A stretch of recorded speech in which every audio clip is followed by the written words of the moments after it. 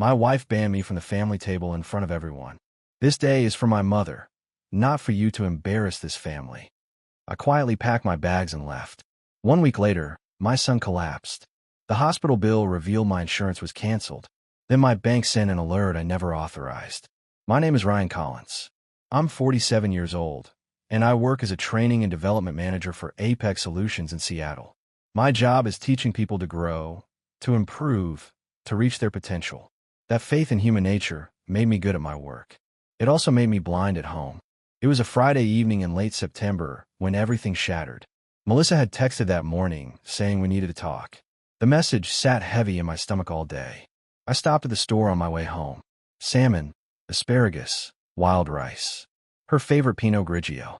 White roses she'd mentioned loving months ago. I was trying to close whatever distance had opened between us. The house was too quiet when I walked in. Melissa sat at the kitchen table, laptop open but screen dark. Brandon stood near the refrigerator, arms crossed, looking at me like I was a stranger. "Hey," I said, setting grocery bags on the counter. "I got everything for dinner. Thought we could." "We need to talk," Melissa said, cutting me off. I turned to face her. "Okay, what's going on?" She glanced at Brandon, then back at me. "Sunday. The whole family is gathering at my mother's house." Relief washed over me for half a second. "Okay, what time?" "You won't be sitting at the table," Melissa said. The words hung in the air. I blinked. "What?" Brandon shifted, jaw tight. "Mom's right, Dad. You always make things awkward." I stared at my son. This 17-year-old kid I'd raised, coached in Little League, taught to ride a bike. The kid who now looked at me with contempt. "I don't understand," I said slowly. Melissa stood, smoothing her blouse. "This day is for my mother, not for you to embarrass this family. You ask too many questions. You notice things. You make people uncomfortable." My throat tightened. "Uncomfortable about what?" "This isn't a negotiation, Ryan," Melissa said, her tone cold and final. "The decision is made." I looked between them, waiting for someone to break, to laugh. Neither did. "So, where am I supposed to be while my family has dinner?" "That's up to you," Melissa replied. "Just not there." Brandon pulled out his phone, pointedly ignoring me, as if I'd already disappeared. Something broke inside my chest. I'd spent 17 years teaching my son about integrity, about respect, and here he was, watching his mother exclude me from our family, saying nothing in my defense. My phone buzzed. A text from Dorothy. "Don't come Sunday. Seating is arranged." I read it twice. The woman whose medical bills I'd quietly paid, whose business I'd advised for free, had just uninvited me via text. "You already talked to your mother," I said. "Of course I did," Melissa replied. "Of course." This wasn't a conversation. It was an announcement. They'd already decided, already coordinated, already erased me. I looked at the grocery bags. The salmon, the flowers, the wine, all of it suddenly pathetic. "I see," I said quietly. Melissa's expression flickered. "Ryan, don't make this dramatic. You just told me I can't sit with my own family. And I'm being dramatic?" "You're twisting this," Brandon said, voice rising. "Mom's trying to protect Grandma. You always make everything about you." I stared at him. When did I ever make anything about me? He didn't answer, just looked away. The silence stretched out, suffocating. I could feel years of trust turning to ash. "All right," I said finally. "If that's how it is." I walked past them to our bedroom. Melissa called after me, but I didn't stop. I pulled my suitcase from the closet and packed methodically. Clothes, toiletries, laptop, important documents. Melissa appeared in the doorway. "What are you doing?" "Leaving," I said simply. "You're being ridiculous." I zipped the suitcase and faced her. "You told me I don't belong at the family table." "I'm just agreeing with you." "I didn't say you don't belong." "Yes, you did," I interrupted. "Maybe not in those exact words, but that's what you said." Her face paled. "Ryan, please. Let's talk tomorrow." "Tomorrow I won't be here to talk." I walked past her, past Brandon who'd frozen in the hallway, past the kitchen with its unused groceries. At the door I paused. 19 years, I said quietly. I thought that meant something. I walked out into the September evening, got into my car, and drove away from the only home I'd known for nearly 2 decades. I didn't know it then, but that was the moment everything changed. 1 week later, my phone would ring with a call that would reveal just how deep the betrayal went. The studio apartment smelled like cleaning solution and regret. I dropped my suitcase by the door and stood there in the silence, listening to nothing. No footsteps above. No television through walls. Just the hum of the refrigerator and distant traffic. I found a place online, booked it for a week. Month to month after that if needed. The thought of needing it longer made my chest tight. I sat on the edge of the bed without turning on lights. The city outside kept moving. Cars at red lights. Someone laughing on the sidewalk. Normal things. Cruel in their normality. I should have been angry. Instead, I felt grief. Grief for the marriage I thought I had. For the man I'd been inside it. I replayed the kitchen scene over and over. The grocery bag cutting into my fingers. Melissa's casual tone. Brandon's cold eyes. You won't be sitting at the table. As if the table were a privilege instead of something I'd earned by showing up for 17 years. My phone buzzed. Melissa. I stared at the screen. We should talk tomorrow. Please don't make this worse. Make this worse. Worse than being told I didn't belong. I set the phone face down and showered, letting water run longer than necessary. It didn't wash away the tightness in my chest. Sleep came in pieces. I woke before dawn, heart racing, convinced I'd forgotten something important. In a way, I had. I'd forgotten how much of my life ran on trust. I was pouring coffee when my phone vibrated. Bank alert. A new device has accessed your account. I frowned. I hadn't logged in anywhere new. I opened the app. Everything looked normal at first. Balances unchanged. No obvious withdrawals. Then I noticed a pending authorization. Small, almost polite. A test amount. Tracy Consulting LLC. Authorization hold. $1.47. My finger hovered over the screen. Who the hell is Tracy? I checked recent logins. One unfamiliar device. Approved 2 days ago. Tuesday afternoon at 2:43 p.m. I've been in a conference room then, headphones on, arguing with a vendor about training schedules. I sat down slowly, coffee untouched. A memory surfaced. Dorothy in our living room last week, holding my phone. Oh, honey, your banking app is so modern. Mine confuses me. Melissa had laughed. Help my mom, Ryan. She doesn't understand these things. I had helped. Stood next to them, pointed at the screen, explained features. Approved something without thinking, because why would I? Family. I closed my eyes and breathed through my nose. I called the bank's fraud department. The woman was calm, professional. Yes, Mr. Collins, she said after a pause. There does appear to be an attempt to establish a new payee. It hasn't completed. From which device? I can't provide identifying details over the phone, but I can confirm it was authorized from your account. Authorized. The word landed heavy. My consent. Can I stop it? Yes. I recommend freezing your credit, changing passwords, and logging out of all devices immediately. I did all of it. Every click felt surgical, necessary, cold. When I finished, I sat staring at the confirmation screen. My phone buzzed again. Melissa. I let it ring. She tried again. On the third call, I answered. Ryan. Thank God. She said, breathless. Where are you? I'm fine. Why are you calling? I asked. Pause. Not long, but long enough. Did you do something with the bank? She asked. I closed my eyes. Why would you ask me that? My mother's upset. She got a call. Something about an internal review. My stomach dropped. Who is Tracy? I asked. Silence stretched thin. She helps my mom with finances, Melissa said finally. It's not what you think. What do I think? She stopped, swallowed. That we were trying to hurt you. I leaned against the counter. You removed me from the table, so I wouldn't ask questions. And now my name is attached to something I didn't approve. Ryan, please, she said. It was temporary. A bridge. My mom just needed. A voice cut in. Female, younger, confident. Tell him to calm down. It was just a test. He won't even notice. My blood went cold. Tracy, stop, Melissa gasped. The line went silent. Melissa came back, voice shaking. You weren't supposed to hear that. I stared out the window. A man walked his dog. Morning unfolding without me. I did, I said. And now I know this isn't about Sunday. What are you doing? She whispered. Protecting myself, I replied. Something you should have done. She started crying. Real tears. You're tearing the family apart. No, I said. You did that when you decided I was an embarrassment instead of a husband. I ended the call. I spent the rest of the morning documenting. Screenshots. dates, times. I created a folder on my laptop and named it simply Proof. There was no satisfaction in it, only clarity. 1 week later, my phone rang at 2 in the morning. I'd been sleeping poorly since leaving, so I was already half awake when the screen lit up the dark studio. Melissa's name flashed across it.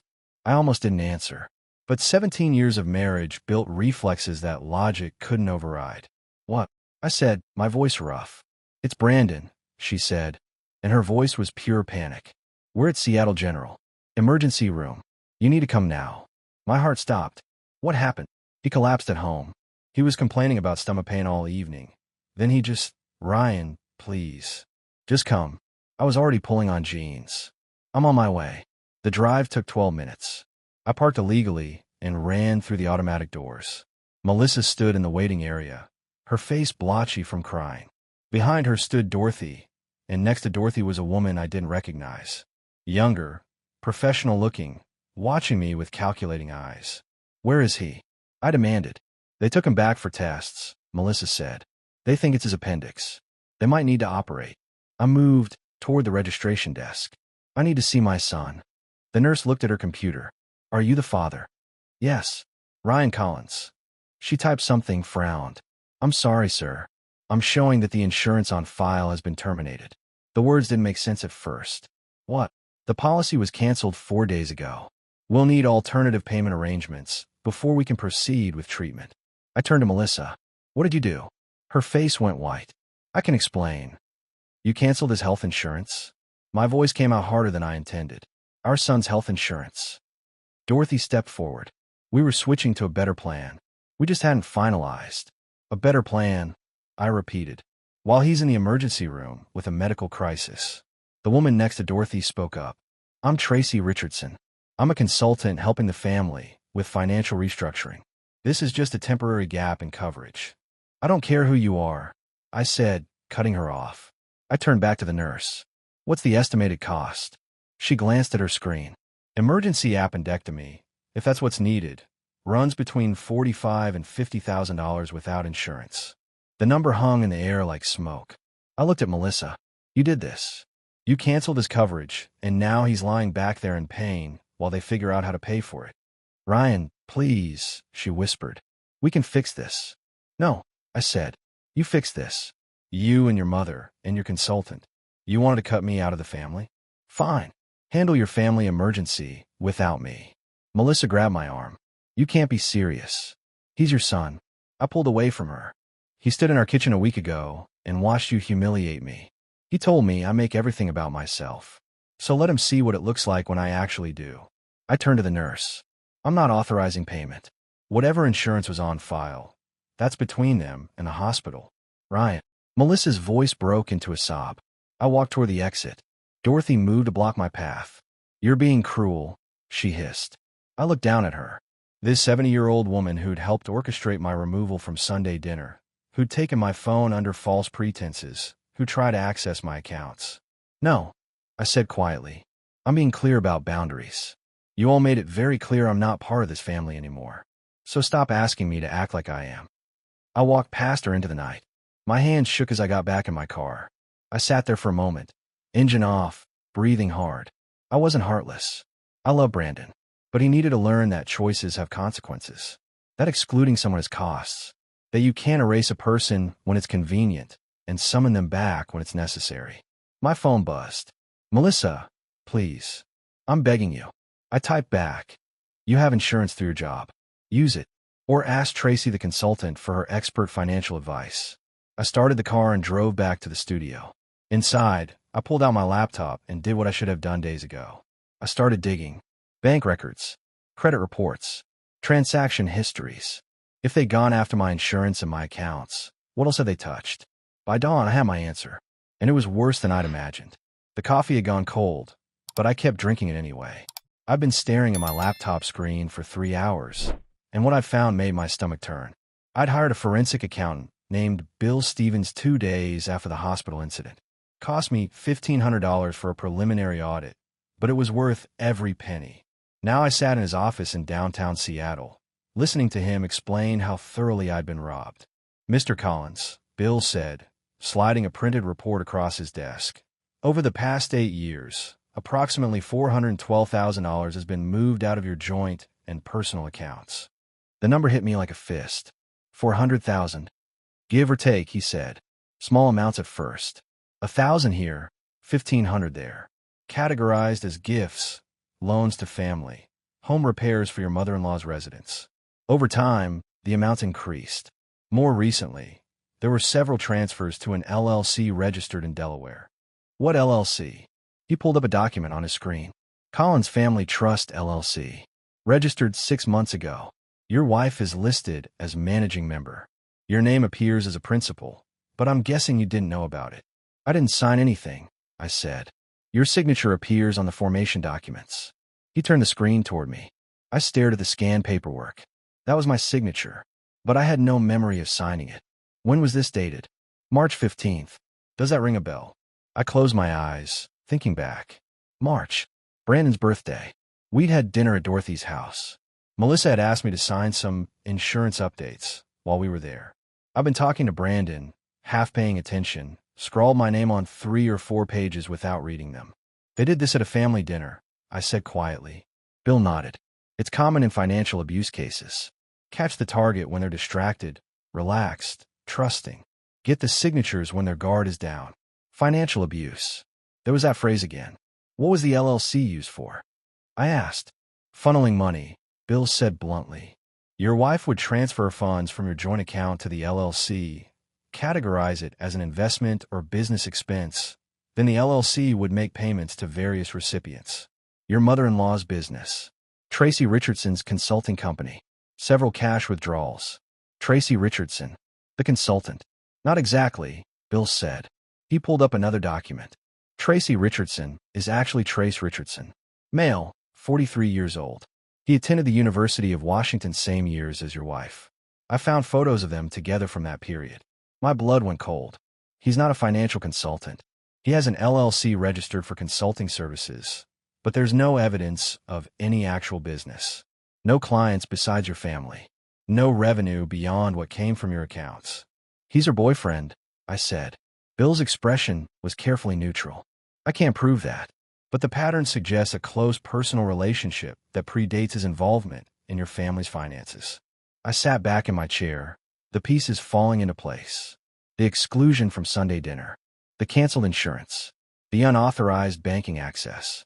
None of it was about protecting Dorothy's feelings or avoiding my questions.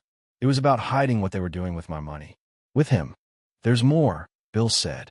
I found evidence they attempted to list you as a co-signer on a business loan application for your mother-in-law. The application was submitted, but not yet processed. If it had gone through, you would have been liable for approximately $200,000 in business debt. Can they do that without my consent? Not legally. But if they have documents with your signature, they can try. The bank would have caught it eventually, but by then the damage might have been done. I thought about Brandon in that hospital bed. About how quickly Melissa had panicked when I froze my credit and locked down my accounts. About Dorothy's text. This is all a misunderstanding. It wasn't a misunderstanding. It was a plan, and I'd almost funded it until it was too late. What do? I asked. Bill leaned forward. You file a police report for identity theft and fraud. You notify the IRS about the LLC, since you likely didn't report any of this income or know about its existence.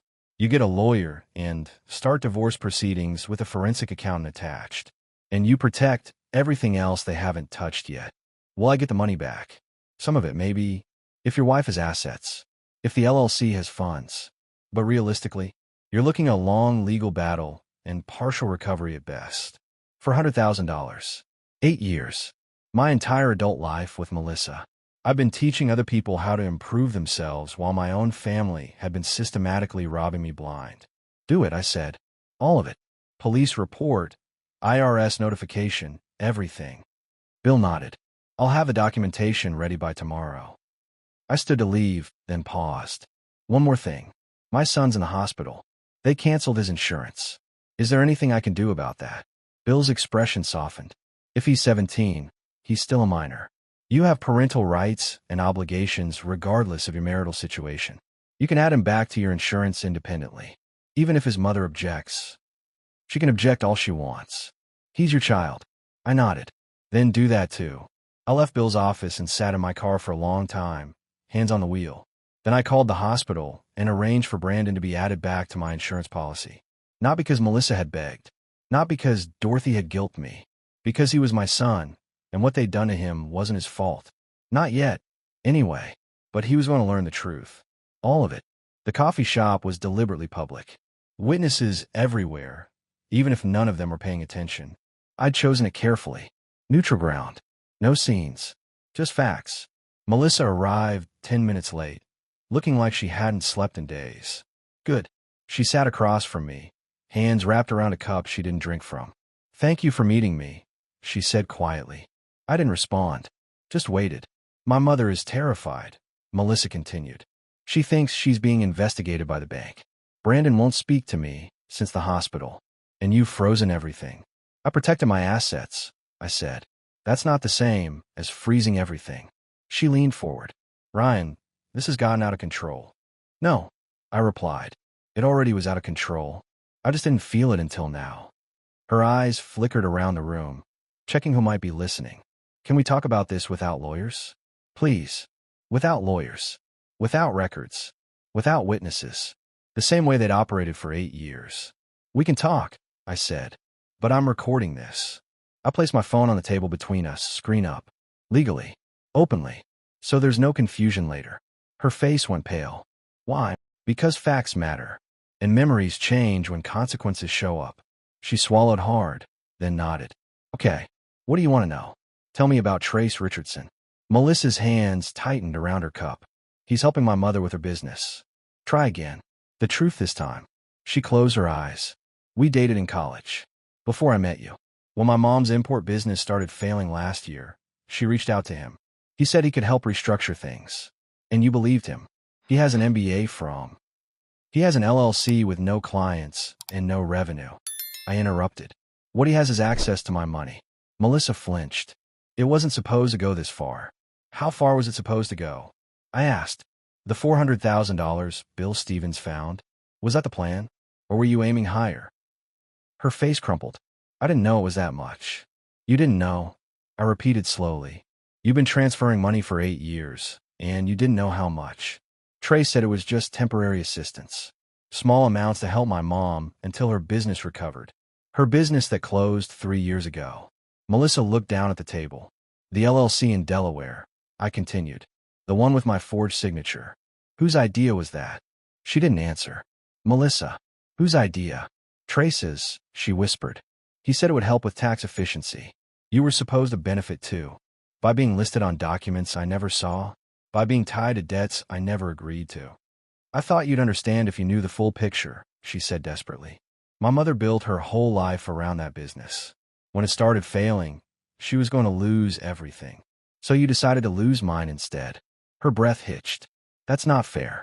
What's not fair, I said, keeping my voice level, is excluding me from family dinners so I wouldn't notice you were robbing me. What's not fair is using our son as a weapon. What's not fair is canceling his insurance during a medical emergency. I didn't cancel it, Melissa protested. Trace said there'd be overlap between policies. Trace, I cut her off, is a con artist who saw an opportunity. And you gave him one because you were more loyal to your mother than to your husband. She started crying then. Real tears, not the control kind. I never meant to hurt you, she sobbed. But you did, I said quietly. Every time you chose them over me. Every time you let Brandon disrespect me without consequence. Every time you transferred money you knew I hadn't approved. My phone buzzed on the table. A text from Bill Stevens. Police report filed. IRS notification sent. You're official. I picked up the phone and ended the recording. What happens now? Melissa asked, her voice small. Now, I said, standing, you deal with the consequences. The bank investigation. The IRS inquiry. The divorce proceedings that start Monday. Divorce. She looked up shocked. Ryan, please. You removed me from the table. Remember? You told me I embarrassed the family. I'm just making it official. I turned to leave, then stopped. One more thing. Tell Trace that if he contacts me, my attorney, or tries to access anything with my name on it again, I'm pressing criminal charges. Not civil. Criminal. I walked out into the Seattle afternoon, leaving her sitting there with her cold coffee and collapsing lies. Behind me, she called my name once. I didn't turn around. Sunday came whether I wanted it to or not. I'd spent the week documenting everything. Bill Stevens had been thorough. Police report filed. IRS notified about the LLC. Credit frozen. Divorce attorney retained. Every protective measure in place. I hadn't planned to go to Dorothy's house. The invitation had been rescinded, after all. But Saturday night, I'd received a text from an unknown number. If you don't come tomorrow, this gets worse for everyone. We need to talk. Trace. A threat wrapped in politeness. The kind of manipulation I'd seen 100 times in corporate training scenarios. Create urgency. Imply consequences. Force compliance. Except I'd written the training modules on resisting manipulation. So Sunday afternoon, I drove to Dorothy's house in Bellevue. The same house where I'd spent countless family dinners. Where I'd helped with repairs, advice, financial support.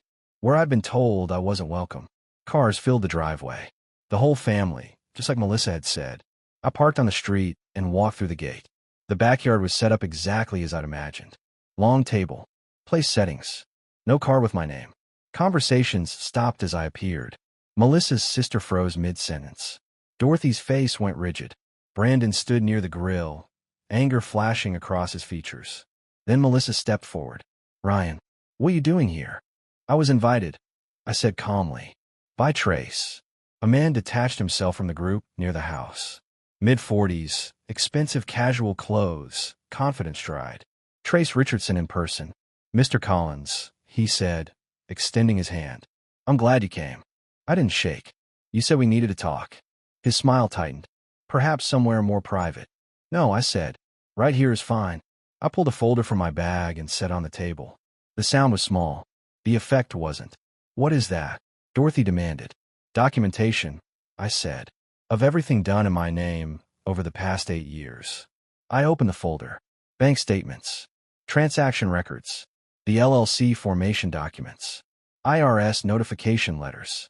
$412,000, I said clearly. Removed from my accounts. Funneled through a company I didn't create. To pay for a business that doesn't exist and a consultant with no credentials.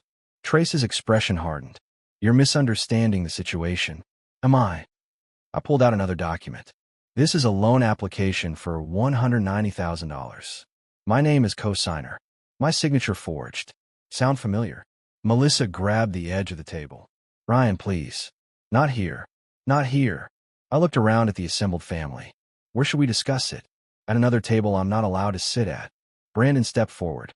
"Dad, you're embarrassing everyone." "No," I said, turning to him. "I'm telling the truth. There's a difference." Dorothy's voice rose. "This is family business. This is identity theft," I corrected, "and fraud, and financial abuse. The bank has already opened an investigation. The IRS has been notified, and tomorrow, criminal charges will be filed unless certain conditions are met." The backyard went silent. Trace recovered first. "Look, this could all go away if you just release the credit freeze. We can work this out quietly." "Quietly," I repeated. "Like you worked out using my accounts? Like you worked out forging my signature? Like you worked out canceling my son's insurance during a medical emergency?" Melissa's sister spoke up. "Insurance? What are you talking about?" I turned to her. "Ask Melissa. Ask why Brandon ended up in the emergency room with a $45,000 bill because his coverage had been terminated." The family erupted in overlapping voices. Someone swore. Melissa started crying. Dorothy tried to speak over everyone. Through it all, I stood quietly, watching the structure collapse. Finally, Dorothy's voice cut through. "What do you want, Ryan?" I met her eyes. "I want my name removed from everything you've attached it to. I want written confirmation that no one here will use my identity, my credit, or my access again. Ever. And if we do that," Trace asked carefully, "then I pursue civil remedies only. No criminal charges. No public scandal. Just divorce and financial separation." Melissa looked up, mascara streaking her face. "You're really doing this?" "You did this," I said, "when you chose your mother over our marriage. When you let Trace back into your life. When you decided I was an embarrassment instead of a partner." I closed the folder and picked it up. "You have until tomorrow at 5 p.m. to provide the documentation. After that, everything goes to the prosecutor." I turned and walked toward the gate. Behind me, the silence felt heavy. Final. At the street, I looked back once. They stood scattered across the yard. The family I tried to belong to.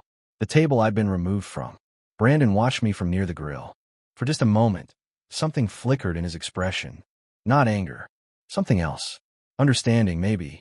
Or the beginning of it. I got in my car and drove away. The table could stay. I was done eating there. Monday morning, I sat across from my attorney, Michael Torres, in his downtown Seattle office. Between us lay 3 manila folders, each one representing a different kind of betrayal. The IRS moved faster than expected, Michael said, tapping the thickest folder. They're opening a full audit of the LLC. Turns out your mother-in-law hasn't filed taxes on her business income in 4 years. I felt something cold settle in my chest. For years. Trace Richardson was running a scheme, Michael continued. Money came into the LLC from your accounts, got categorized as business expenses, then distributed as cash or payments to vendors that don't exist. Classic money laundering setup. How much trouble is Dorothy in? Federal tax evasion? She's looking at significant fines, possible criminal charges. If they can prove intentional fraud rather than negligence, she could face prison time. The word hung in the air. Prison. Dorothy Kim, 70 years old, who'd immigrated from South Korea 35 years ago and built a life through sheer determination. Who'd also decided I was expendable when it became convenient. What about Melissa? I asked. Michael's expression shifted. That's complicated. She's listed as managing member of the LLC, which makes her legally responsible for its operations. But if she can prove she was manipulated by Richardson, she might avoid criminal charges.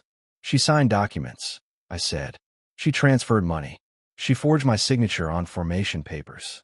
All true. But prosecutors often make deals with secondary players to get the primary target. He paused. In this case, Trace Richardson is the architect. Your wife is the tool he used. I thought about Melissa sitting in that coffee shop, crying about not knowing how much money had been taken. Part of me wanted to believe she'd been manipulated. The part that had loved her for 19 years. The other part remembered her voice. This day is for my mother, not for you to embarrass this family. What does she want? I asked. Michael slid a document across the desk. She's proposing a settlement. She signs over her portion of the house, agrees to split custody of Brandon 50-50, and provides full documentation of everything Trace Richardson did. In exchange, you don't pursue criminal charges against her personally. I read through the terms. It was almost generous. Almost fair. What's the catch? She wants you to help with her mother's legal defense. Not financially, but as a character witness. Testify that Dorothy was a victim of Richardson's manipulation too. I set the document down. No, Ryan. No. I repeated. Dorothy wasn't a victim. She orchestrated this. She brought Trace into the family. She held my phone and used it to access my accounts. She sent me that text. Don't come Sunday. Seating is arranged. She knew exactly what was happening. Michael nodded slowly. Then we reject the settlement. Counteroffer, I said. She provides full documentation and testimony against Richardson. She agrees to supervise visitation with Brandon until he's 18. She signs a legal agreement never to request financial assistance from me again. She does all of that, and I won't pursue charges against her. And Dorothy? Dorothy faces whatever consequences her actions earned. Michael made notes. What about Brandon? Have you talked to him? I hadn't. Not since the hospital. But my phone had been buzzing with messages from a number I didn't recognize. Finally, yesterday, I'd answered. Dad, it's me. Using a friend's phone. Mom took mine. I need to talk to you. Brandon. He reached out. I said. We're meeting tomorrow. Be careful, Michael warned. He's still a minor. Anything he says could be used by Melissa's attorney. I know. But he's my son. He deserves to know the truth. Michael closed his folders. For what it's worth, you're handling this better than most people would. I've seen men in your situation make emotional decisions that destroy their legal position. I spent 20 years teaching people to separate emotion from process, I said. Turns out that training applies to divorce too. I left Michael's office and walked to my car. My phone buzzed. A text from an unknown number. Mr. Collins, this is Brandon's school counselor. He's asked if you could be added to his emergency contact list. His mother removed you last week. Please call to authorize. I stared at the message. Melissa had removed me from Brandon's emergency contacts. One more small erasure, one more way of writing me out of the family. I called the school and spent 15 minutes on the phone authorizing my reinstatement as Brandon's father, legal guardian, and primary emergency contact. When I hung up, my hands were shaking. Not from anger, from something else. The realization that this wasn't over. That even after everything, Melissa was still trying to control the narrative, still trying to remove me from my son's life. Tomorrow, I'd meet with Brandon, and he'd learn what his mother and grandmother had really been doing, whether he was ready for it or not. Tuesday afternoon, I sat in a Starbucks near Brandon's school, nursing a coffee I didn't want. He'd said he could meet at 3:30, after basketball practice. At 3:40, he walked through the door. 17 years old, tall like me, with his mother's dark hair and my jawline. He looked nervous. I waved him over. He sat across from me, dropping his backpack heavily. "Thanks for coming," he said quietly. "Of course. You're my son." He looked down at the table. "Mom said you're trying to put Grandma in jail." Straight to it, then. No small talk. I could respect that. "I'm not trying to do anything," I said. "I'm protecting myself from people who committed fraud using my identity. If that results in legal consequences for your grandmother, that's because of what she did, not what I'm doing." Brandon's jaw tightened. "She's 7 years old, Dad." "I know. I also know she spent 4 years not paying taxes while funneling money through a company registered in my name. Age doesn't exempt you from consequences." He looked up then, eyes red-rimmed. "Why are you doing this? Why can't you just let it go?" The question hit harder than I expected. I took a breath. "Brandon, do you know how much money was taken from our accounts?" He shook his head. "Over $400,000. For 8 years, your mother and grandmother, with help from Trace Richardson, systematically moved money out of accounts I worked my entire adult life to build. They forged my signature. They created companies in my name. They made me liable for debts I never agreed to." His face went pale. 400,000? Yes. And when I started asking questions, when I started noticing things didn't add up, they removed me from the family table, so I wouldn't interfere. "That's not why," Brandon protested. "Mom said you were making Grandma uncomfortable. By existing," I interrupted. "By being present, or by being close enough to see what they were doing?" He didn't answer. I pulled out my phone and opened a folder. "I'm going to show you something. You're 17, old enough to understand what happened. But once you see this, you can't unsee it." I turned the phone toward him. Bank statements, transaction records, the LLC formation documents with my forged signature. Brandon scrolled slowly, his expression changing. Confusion, disbelief, understanding, anger. "Mom signed these," he said, pointing at the LLC papers. "Yes." "And Grandma knew?" "Yes." He kept scrolling, stopped at the hospital bill from his appendectomy. The insurance cancellation notice dated 3 days before his collapse. "They canceled my insurance," he whispered. "To save money while they were taking mine," I said quietly. "I restored the next day. You didn't know because I didn't want you to carry that while you were recovering." Brandon set the phone down, his hand shaking. "Why would they do this?" "Because your grandmother's business failed and she was desperate. Because Trace Richardson saw an opportunity to manipulate the situation. And because your mother chose loyalty to her mother over honesty with her husband." Silence stretched between us. Around us, the coffee shop hummed with ordinary life. Students studying, people working on laptops. Normal things. "I stood there and told you that you made everything about yourself," Brandon said finally, his voice breaking. "I called you embarrassing. I watched Mom kick you out and I didn't say anything." "You didn't know the truth," I said. "I should have," he replied, tears starting. "I'm your son. I should have trusted you." I reached across the table. He grabbed my hand, holding on like he was drowning. "I'm sorry, Dad. I'm so sorry." "I know," I said, "and I forgive you. You were manipulated just like I was. The difference is, you're still young enough to learn from it." He wiped his eyes with his free hand. "What happens now? Now you make a choice. You're 17, almost 18. In Washington, that's old enough for the court to consider your preference in custody arrangements. Your mother is offering shared custody. I'm willing to accept that. But I need you to understand what that means." "What do you mean?" "It means you'll spend time in a house where the people who lied to both of us still live. Where your grandmother will try to justify what she did. Where your mother will try to make me the villain of this story." Brandon pulled his hand back. Mom's already doing that. She told everyone you abandoned us. That you chose money over family. The irony was so sharp it almost made me laugh. Almost. What do you want to do? I asked. He looked at me for a long moment. Then he pulled out his phone. I'm 18 in 4 months, he said. Can I stay with you until then? Like officially. Your mother would have to agree. What if she doesn't? Then we go to court, and I fight for it. He nodded slowly. Okay, let's do that. I felt something loosen in my chest. Not relief. Not quite. But something close to it. There's something else you should know, I said. I'm going to testify against Trace Richardson. When this goes to trial, I'll be in that courtroom explaining exactly what he did. It might be hard on your mother. On your grandmother. Good, Brandon said, and there was steel in his voice. They should feel hard. I looked at my son. Really looked at him. He'd grown up in the last week. Learned things no 17-year-old should have to learn about the people who were supposed to protect him. I'm proud of you, I said. He looked surprised. Why? I screwed up so bad. Because you're here. Because you asked questions. Because when you saw the truth, you didn't look away. His eyes filled again, but he smiled through it.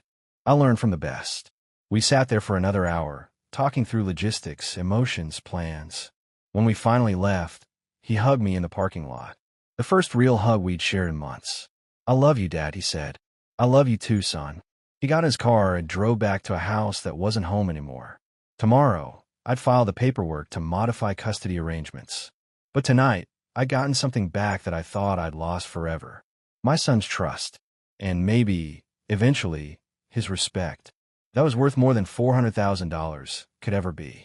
The courtroom was smaller than I expected. Fluorescent lights. Worn wooden benches. The kind of space where lives got dismantled quietly, bureaucratically. I sat in a gallery, watching Trace Richardson at the defendant's table. His expensive suit couldn't hide the fear in his eyes.